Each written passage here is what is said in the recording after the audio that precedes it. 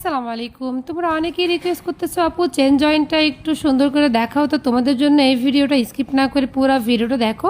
তো দেখতেই পাচ্ছ চেনের যে বাড়তি অংশটুকু থাকে সেটা আমি ভেতরের দিকে ভেঙে দিয়েছি। এটা কিন্তু বাইরের দিকে ভাঙা যাবে না, অবশ্যই ভেতরের দিকে ভাঙতে হবে।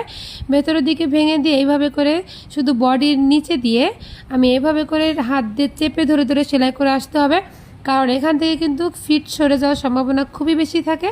তো হাত দিয়ে শক্ত করে চেপে ধরে সেলাই করবা যেন চেনটা বাইরের দিকে বের হয়ে না আসে।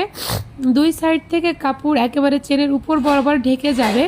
যদি চেনের চেনটা বের হয়ে থাকে, কাপড়টা যদি সরে যায় ফাঁকা হয়ে যায়, তাহলে কিন্তু দেখতে একবার বিশ্রী লাগে।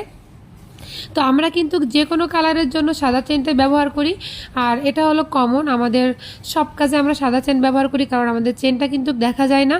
তো এই পর্যায়ে তোমাদেরকে একটা রিকোয়েস্ট করব, তোমরা যারা আমার ভিডিও দেখো এখন আমার পেজটি ফলো করোনি, ভালোবেসে পেজটি ফলো করে দিও। আর তোমাদেরকে একটা গুরুত্বপূর্ণ কথা বলবো, ইদানিং কিছু ফেসবুক পেজ আমাদের ভিডিও সরাসরি তাদের পেজে আপলোড করে দিচ্ছে, তো এতে করে তোমরা কিন্তু খুব সহজেই বিভ্রান্তির মধ্যে পড়তে পারো।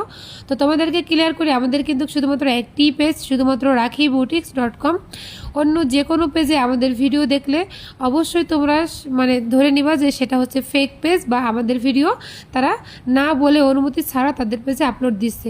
তো যারা এরকম করতেছো তোমাদেরকে বলবো, ভাই এরকম করো না, ভাই অথবা বোন এরকম করো না, কারণ একজন মানুষ অনেক কষ্ট করে ভিডিও তৈরি করে।